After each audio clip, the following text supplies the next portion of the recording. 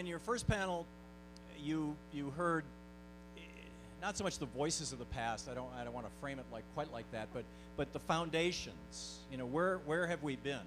How has it come to here? And in the next panel, we'll be talking about where are we going forward, and you know, what are the visions for the future of America? But in this panel, I'd like to get into where are we now? What is the present? What are the battles that are being fought, essentially? Perhaps an appropriate, perhaps an inappropriate metaphor, between left and right, and even left and right. I just finished debating Dennis Prager, and he kept yelling, "You leftists," and I was like, "I'm sorry, Dennis, the left is dead." I had the president of the Communist Party of the United States of America on my show last year. He has 312 members. The left is gone. What you have is all of America who want things like Social Security and unions and stuff like that, and then you got a bunch of right-wing cranks. You know, quit calling all of America the left. I wasn't all that excited to hear that, but anyway. So, you know, let's talk about where we're at right now. Each of our guests, each of our panelists will have 5 minutes or so. Is that you're doing the timing? Who's doing the timing? Mark is doing the timing. Each of our panelists will have about 5 minutes to speak, 5 to 7 minutes to speak, and then I'll ask 1 or 2 follow-up questions, and then we'll wrap the thing up. And so let me just introduce, shall I introduce all, I think I'll introduce all 3 of you, and then so first, next to me, my friend David Sirota is a political journalist, nationally syndicated newspaper columnist, most recently his new book, The Uprising, an unauthorized tour of the populist revolt scaring Wall Street and Washington.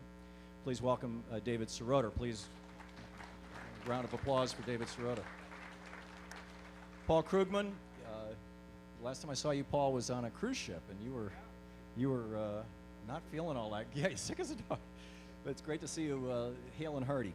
Paul is a twice-weekly columnist at the New York Times, a professor of economics and international affairs at Princeton University, the author of several books, including his most recent, The Conscience of a Liberal. Paul Krugman.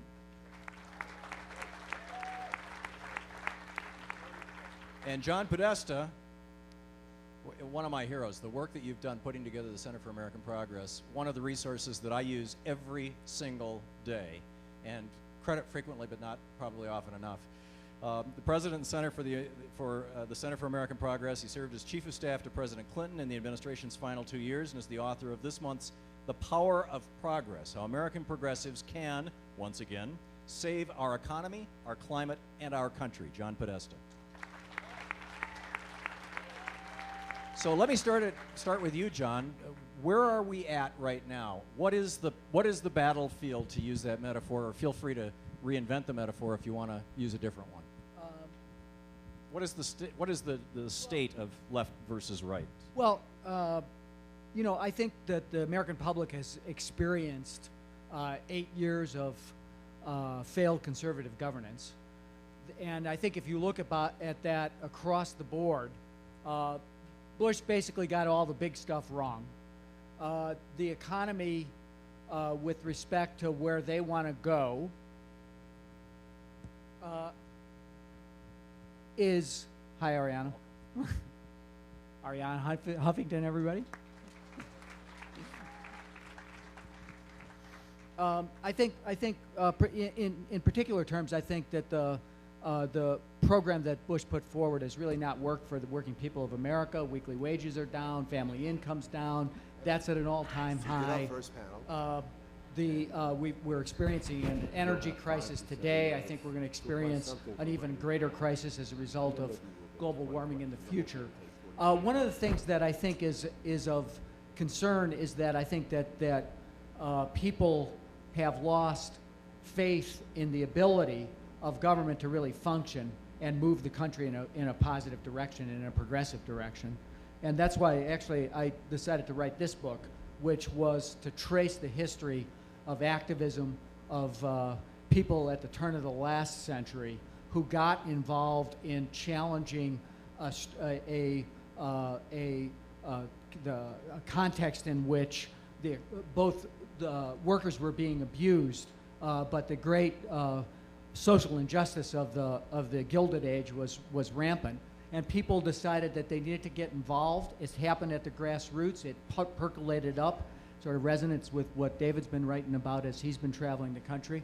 It percolated up through ideas at the mayoral level and by governors, ultimately married in the national project of the New Deal and Franklin Roosevelt's administration. And it changed the country, and it built the great middle class. It expanded opportunity for all. Progressives got some things wrong. It took them a while to get the race question right, but ultimately they, it was always progressive politics, progressive leadership, progressive activism that, again, I think made the country great, created the American dream. I trace my own roots to that in the book, and I think today the challenges are different. They're global in nature. How are people going to survive and thrive in a global economy that's put great pressure on the American middle class? How are we going to deal with the healthcare crisis? How are we going to deal with an international security architecture that begins to incorporate, I think, the ideas and thinking of bringing the world together, if you will, rather than blowing it apart? So the challenge of picking up the pieces from the conservative failure of the past 8 years and the conservative promise of more of the same, I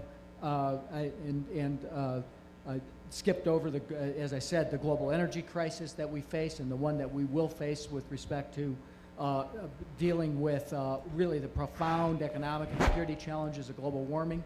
That's, I think, what this campaign's about. It's about two people, but it's about two very different philosophies of governing and two very different foci of how one really approaches even the decision to try to use government as an instrument to expand opportunity, to support the common good versus special interests, to again rethink and rebuild the international architecture to create a better security platform.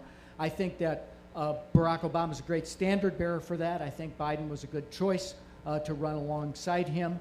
May have some disagreement of that on the panel, but I think that ultimately it's really about two different governing philosophies that's at stake, and that goes top and down the ballot and out into people who are social activists in their own communities. And I'm excited because I think the American public, while they're dispirited by the failures of government, I think they're ready for a new progressive moment, and so I think this is a really special year. So I'll turn it back to you. Well, very well said, John. Welcome, Arianna. Thank you. You not only look marvelous, you smell great. It's a marvelous perfume. I love it. Arianna Huffington is the co-founder and the editor-in-chief of the Huffington Post. She's the author of several books, including this year's Right is Wrong, How the Lunatic Fringe hijacked America, shredded the Constitution, and made us all less safe. And so let's welcome, first of all, Arianna. And what we're doing by way of format is each person is speaking for 5 to 7 minutes. You'll get your time cues here or here, right here. And then I'll follow up with some questions. John went first. We'll go to you next. I just introduced you. I was told I have to change chairs, so excuse me.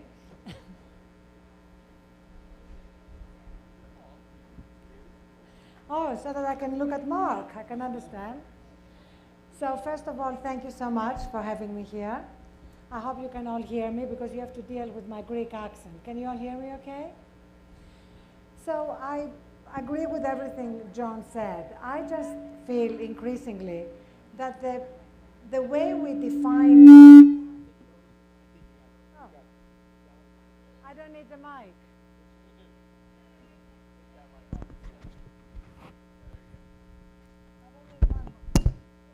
How is this? Better? So I'm concerned about the way that we keep seeing everything that's happening in American politics through the frame of right versus left, because I feel it marginalizes progressive ideas. And it also misses the major shift that has happened in American politics, which is that, no, you can't hear me?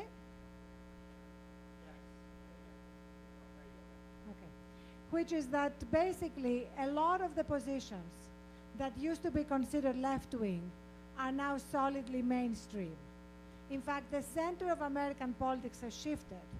But by us continuing to describe and debate American politics through this frame of right versus left, we're making it much harder to own the center. It's almost like a psychological response to what is happening that makes mainstream Americans consider that a lot of the things that they actually agree with are somehow extreme. Let's just look at very basic issues that John mentioned. Healthcare. 60 to 70% of Americans, maybe more, want some form of universal healthcare. Global warming. Even John McCain wants something done about global warming, or at least pretends to. Corporate responsibility, an issue again, where you have 60, 70% majorities. Iraq, 60 to 70% majorities that want something done in Iraq different than what this administration is doing. So given that, why continue to debate it in those terms? In my book, Right is Wrong, I also hold the media accountable for what is happening in the way that we continue to debate these issues without real progress being made. And that's because they insist on presenting all sides to every story, as though they're all equally valid. And that's something which has meant that they consider it their responsibility to just stay neutral. I call them the Pontius Pilate media, that basically present, let's say, Al Gore discussing the threats of global warming and Senator James Inhofe arguing that global warming is a fraud, and they see their journalistic role as being neutral, objective, whatever you want to call it, not really engaging in bringing out the truth, which I consider the primary goal of journalism. That's where I think a lot of what we're doing in the new media becomes incredibly important, which really is going back to the original principle of journalism, to search for the truth.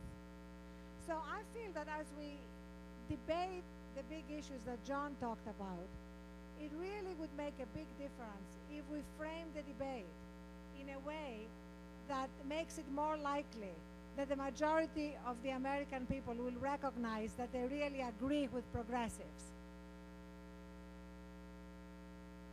In terms of what these issues are, they're all the issues that John mentioned, but I would like to stress national security, and that's where perhaps I would disagree with a lot of the positioning of many Democrats who've been involved in campaigns longer than I have been a Democrat. And that's that this election, I believe, no matter how bad the economy gets or how much worse the economy gets, is ultimately going to be about national security. Because people vote their fears, their survival fears, before they vote their economic fears. And you can bet that even if we are lucky enough to have no terrorist incident between now and November, we are going to have something, an Osama bin Laden tape, something that will remind people that we are living in dangerous times, that there are real threats out there, and they are going once again to be fear-mongered by Republicans who may know nothing else. They don't know how to govern, but they know how to fear-monger. They know how to appeal to the electorate's lizard brain. And when the lizard brain is activated, people are no longer rational. They just look around for daddy. They look around for somebody who will protect us. And John McCain has a lot of qualifications for that, despite the complete surrender of principle that we've seen in his campaign. People still look at him, and he will remind you a few times a day as a POW who served his country, put his country first, unlike the other guy who's vaguely an American. So all that is going to be very, very hard to counter, especially, and that's my last point, if the Obama campaign insists on running a campaign targeting swing voters as opposed to running a campaign targeting unlikely voters. I really feel that the way for this election to be a sure win as opposed to an iffy probability is for the Obama campaign to target the 83 million eligible voters who did not vote in 2004. Barack Obama is uniquely qualified to appeal to them, to inspire them, to make them believe that politics can matter again, as opposed to appealing and running the campaign based on the swing voters who are completely unreliable. 43% of swing voters in 2004 believed the Swift boat attackers who argued that John Kerry wounded himself in order to get the Bronze Star. I mean, why base a campaign on people like that? Because basically, even if you bring them to your side today, tomorrow they will believe some other ridiculous argument like Barack Obama is a Muslim, or Michelle Obama hates America, or whatever it is that the Rove machine that's now running the McCain campaign will come up with. Thank you.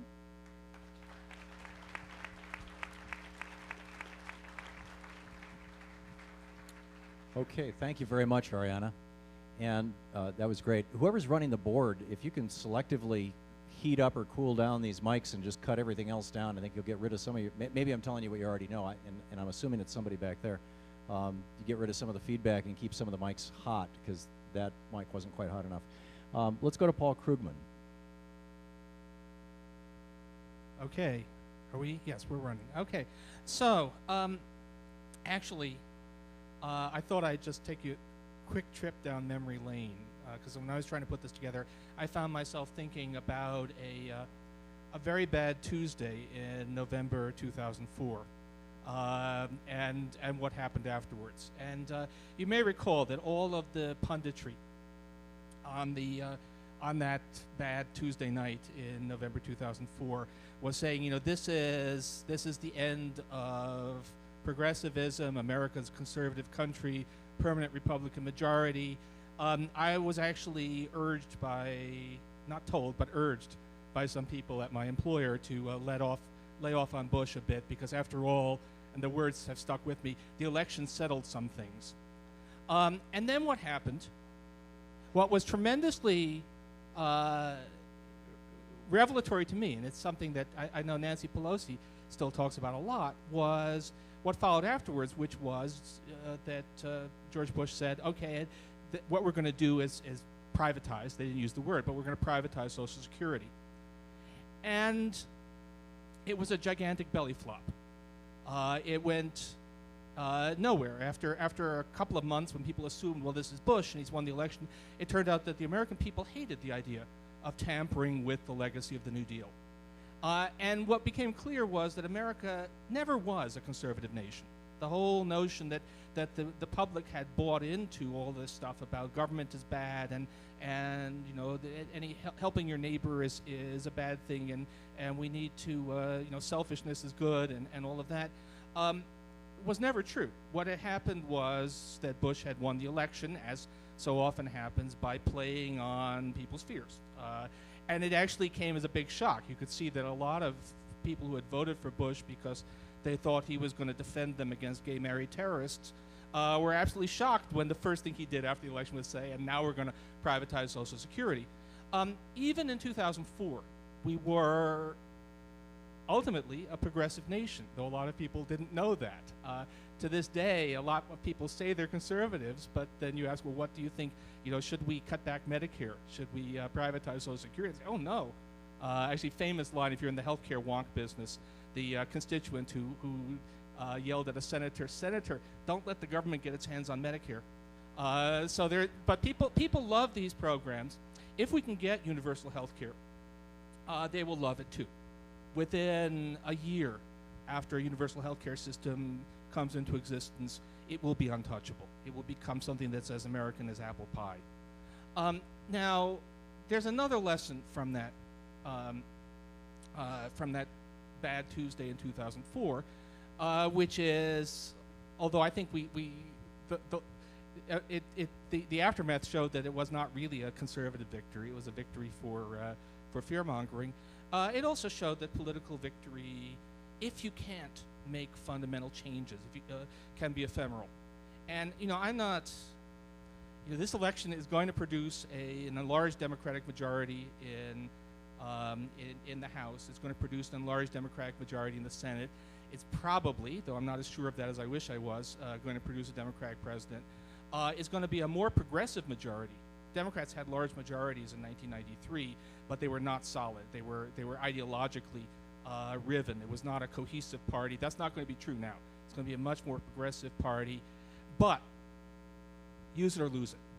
Have to do something with it. You have to come out of this not just having won an election, not just running the country well afterwards, because Bill Clinton did that, but it wasn't enough. You have to do something that fundamentally changes people's lives in a way that is fundamental, that lasts, that will give them a greater sense. What that means for me, above all, is healthcare. That's the issue that has become dearest to my heart, partly because we know what to do, right? Every other advanced country has universal healthcare. This is not hard. Our system is both brutal, unjust, and inefficient. And so we can do that. It doesn't have to be perfect. I'll take any kind of universal health care to get the principle established, but it has to be done, and it has to be done right away. If there's a new Democratic president, and let me tell you, okay, historical fact. Lyndon Johnson signed Medicare on July 30th, 1965. Bill Clinton, of whom I have a lot of good things to say, he gave his first speech on health care in September 1993. This has to be done, hitting the ground running. There are other things we could do. John Podesta will have his institution could give us a whole list of things, as Mark Green will as well. But the point is, there is a progressive majority in America. People may not know that they're part of that majority, but they are, and there's an incredible chance, right, this coming next year, to make that progressive majority real, visible, and change America for the better. Thank you, Paul. David Sirota. Thank you. Thank you all for being here. As somebody who lives in Denver, I want to welcome you all to our fine city and to our heat. I hope you're enjoying it. At least it's not humid. It is really humbling to be on a stage with everybody up here. John taught me everything I ever needed to know about how to rip someone's face off in politics. Paul taught me everything I needed to know about economics except for trade. Arianna taught me everything I needed to know about blogging. And Thom, you listen to his show, has taught me everything I need to know about almost everything. Where are we as a country today? Well, I'll start what I'm going to say by referring back to the last panel, which I almost wish that I was on because I so fundamentally disagreed with what was being said on that panel, which if you listen to it, it said that mandates don't matter. All that matters is winning. And I spent a year on the road reporting my new book, The Uprising, and I can't tell you how antithetical that kind of attitude sounds to regular, ordinary people who really don't care all that much about politics, but feel really, really under the gun and threatened by all sorts of crises. We have to, as political activists, get out of the world of where we're talking to each other, where we think that presidents and the Congress paternalistically deliver change to us, the powerless people who have to beg Mr. and Mrs. Politician for help. That is not the mood the country is in right now, period. You look at polls, the country is showing historic levels of anger on both the right and left. You see a country that is ready to create a political mandate. And we have an American history that suggests we need a political mandate for change. The idea that Franklin Roosevelt waltzed in and decided he was going to be a nice guy and create labor law, or that Lyndon Johnson woke up one day and decided that he was going to be a nice guy after an entire career of opposing civil rights laws. He was going to be a nice guy and just help his friend Martin Luther King by signing civil rights legislation, so fundamentally misunderstands how power works in this country. That is not the way power works in this country. The way power works in this country is that political movements change the political topography underneath quintessential calculating politicians like Franklin Roosevelt and like Lyndon Johnson, so that they wake up in the morning and they say, you know what? it's politically safer for me to be about change than to be about the status quo. And I can tell you from traveling this country, going from everywhere from the California-Mexican border with the right-wing Minutemen, to union organizers in Seattle, to a third party in New York, and everything in between, that the country is ready to create a mandate. The problem is that the Democratic Party and the progressive movement hasn't yet shown that it's willing to harness that energy. So why is that? Well, to harness that energy, you have to show that you're serious about talking about the issues that are really, truly pissing people off. You want to know what's pissing people off? You can look at a poll, or I can tell you. And I'm not going to tell you anything you probably don't know. The Minutemen will tell you they think the government is bought off and that our immigration policy, the status quo on immigration policy, is rigged. And they are right. Corporate America and the forces that own our government want American workers and foreign workers in a wage-cutting competition to the bottom.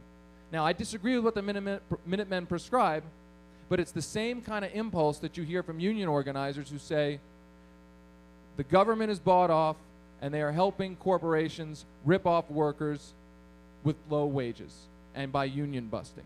Now, we have to fess up and acknowledge that a lot of the policies that brought us to this level of anger are policies of both Democrats and Republicans. There is a direct line between the deregulatory policies of Reagan, Bush 1, Clinton, and Bush 2. NAFTA, free trade, all of that is making this country that angry is a bipartisan problem. But we are lucky, progressives are lucky, because we have a party, the Democratic Party, that at least half of the party, and maybe at this point 2/3 of the party, we get to control.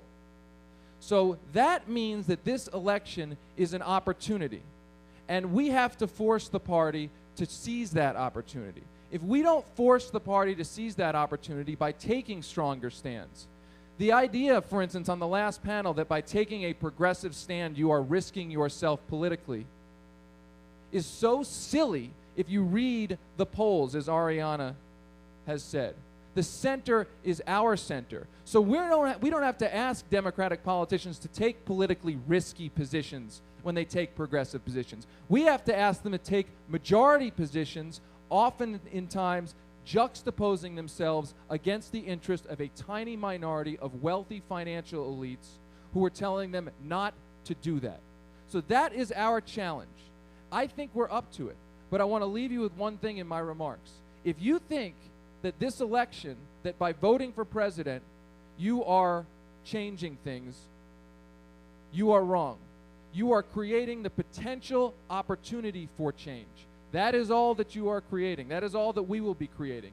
Unless the pressure stays on after this election, unless we see this as the beginning moment of change and not the end point of change, I can guarantee you this: we will not have change, because history has taught us we will not get change. But the other thing history has taught us is if we embrace a progressive populist agenda, especially at a moment where the country is with us, we can, we have, and we will create the kind of change that we want. Well said. Thank you, David.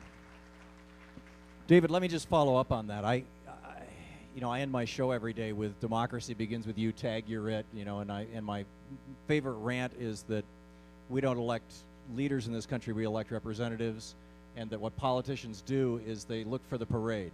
And when they see a big enough parade going down the street, then a wise politician will run out in front of it, hoist a flag, and say, "This is my parade," and we're the parade.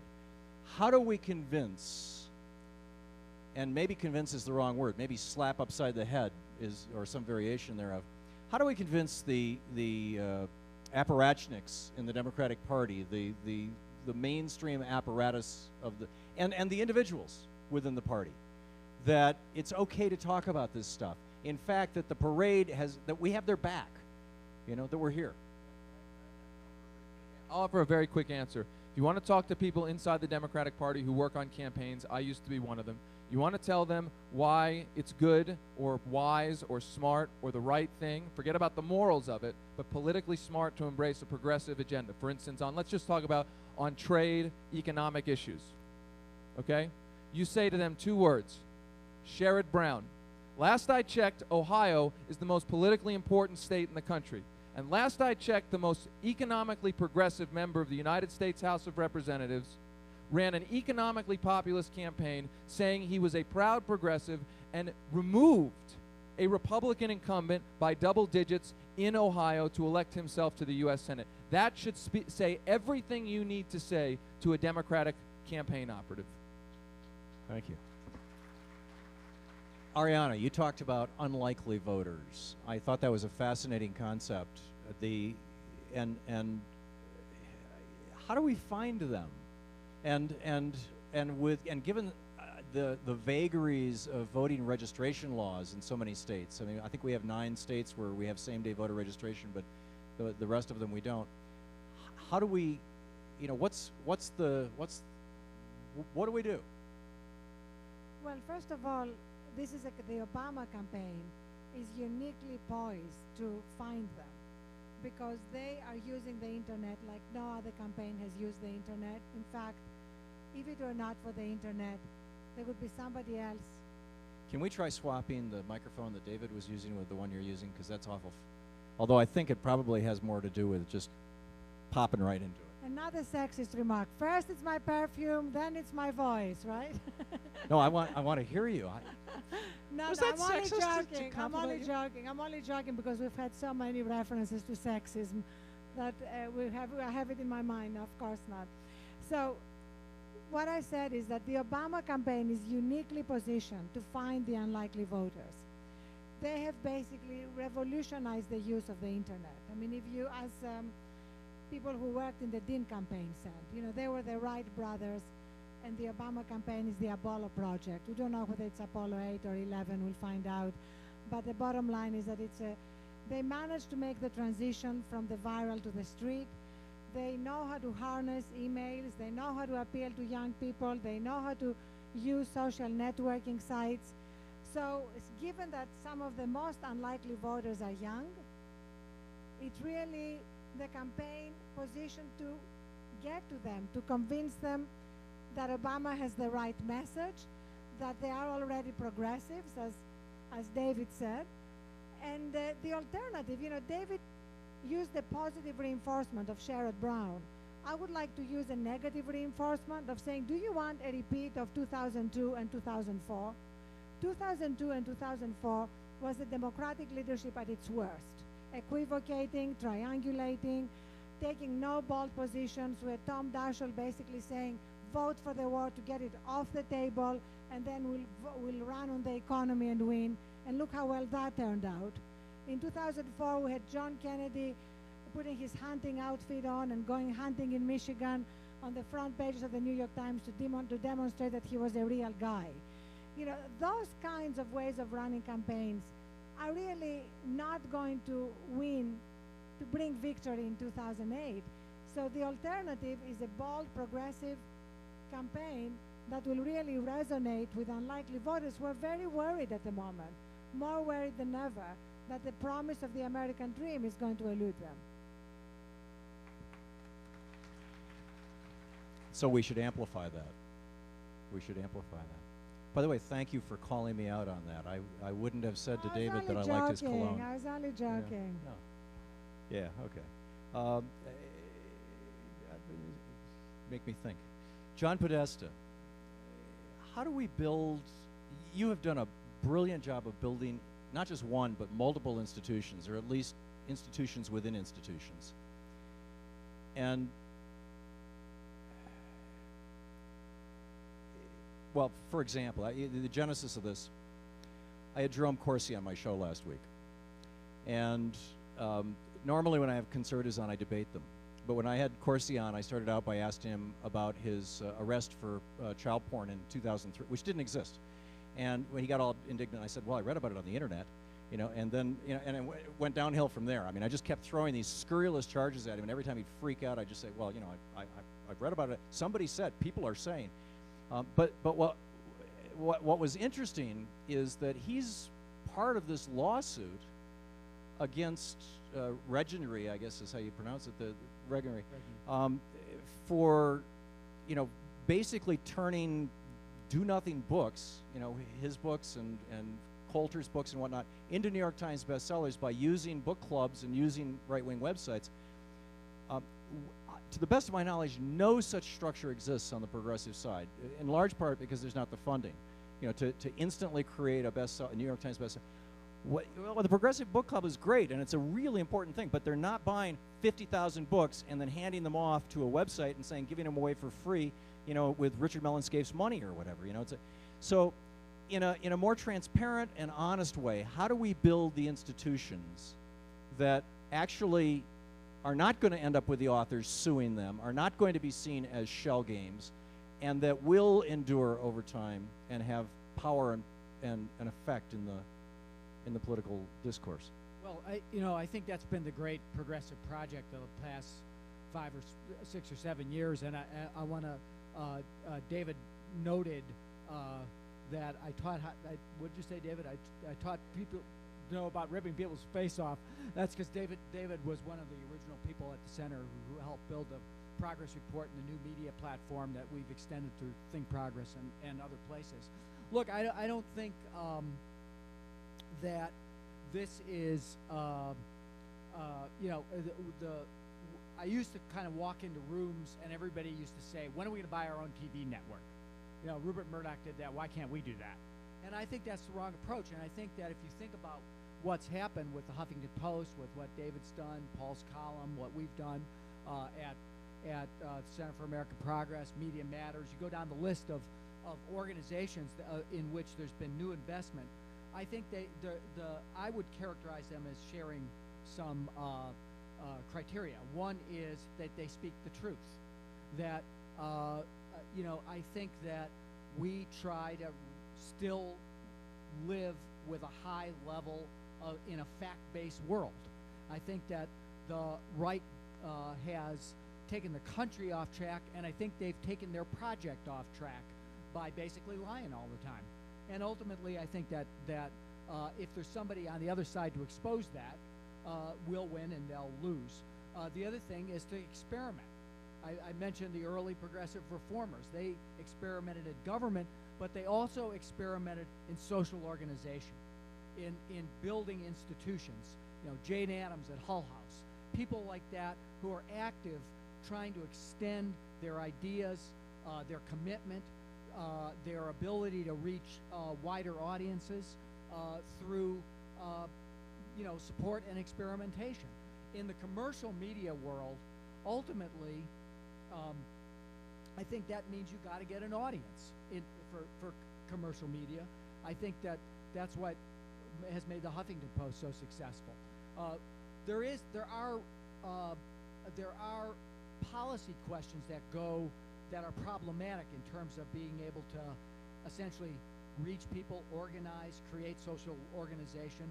One of which is in a report that we did was looking at multi-system radio operators who are much more likely to put right-wing talk on the air than shows like yours, notwithstanding the economics, notwithstanding audience share or particular local economics. And if you disaggregate that and look at single station operators and get away from these big conglomerates, you see a very different pattern.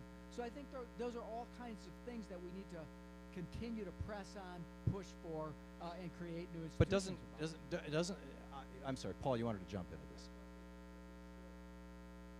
That we should, we're talking about institutions to support progressive, we're talking about media, but there used to be this thing called labor unions, and which were an enormous force for countervailing against the power of corporate interest, power of money. And there's a lot, starting with a thing called the Employee Free Choice Act, that could be done to change that. And that's a different kind of thing. It's not the kind of thing any of us is likely to be. It's not what bloggers do, but it's terribly, terribly important. Yeah. But the one thing that I'm seeing on the right, now just give each of you a moment or an opportunity to either respond to this or whatever else you want to say, is what is often referred to as an echo chamber. Any little success is trumpeted right across the board and turned into a larger-than-life thing. I mean, you know, we've got several New York Times best-selling authors up here. I think at least 4. My show in Los Angeles last month in the Spring Arbitron book beat Bill O'Reilly 2-1. I beat Rush Limbaugh the last 2 books in a row in Portland and Seattle. I mean, it's just, and I can't even get a news release picked up on this thing. It's like no, it's how do we need to pop through. It seems like we're at the edge of it. But how do we, you know, Arianna, you're running a media empire there. You know, how do you encourage others to expand that, to learn from you and what you've done so successfully? Well, actually, I think that the first thing we all need to do is to talk not just to the people who agree with us. I mean, that from the beginning was what we tried to do at the Huffington Post, and the way we did it is by creating sections which we are adding to every month that are not just about politics. So people come to us through Perez Hilton in the entertainment section, and we notice what happens to them. The majority of them don't come back. But we've particularly tracked that one because my teenage daughters were very impressed that the Huffington Post was linked to in Perez Hilton. So I've tracked that, and like 8% of them have stayed.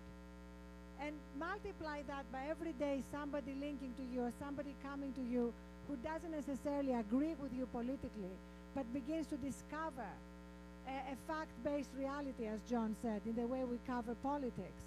And that, for me, is incredibly important in how we don't just talk to each other, which is wonderful, and we love it. But if we're going to really make that majority that exists in the polls but does not exist in people's consciousness real, we need to talk to more people than we are talking to right now. We have to wrap it up. Paul, you wanted to make just a closing statement here. We should mention that the number of actual progressives with TV talk shows has doubled from 1 to 2 just in the last week or so. So, yeah. Go Rachel. That's right. That's right. With Rachel Maddow, it's a marvelous thing. Okay, and now Elizabeth Wagley is here from the Progressive Book Club, and she's going to come forward and introduce the next panel. And so thank you very much for coming, and thank you to David and Paul and John and Arianna. Thank you very much.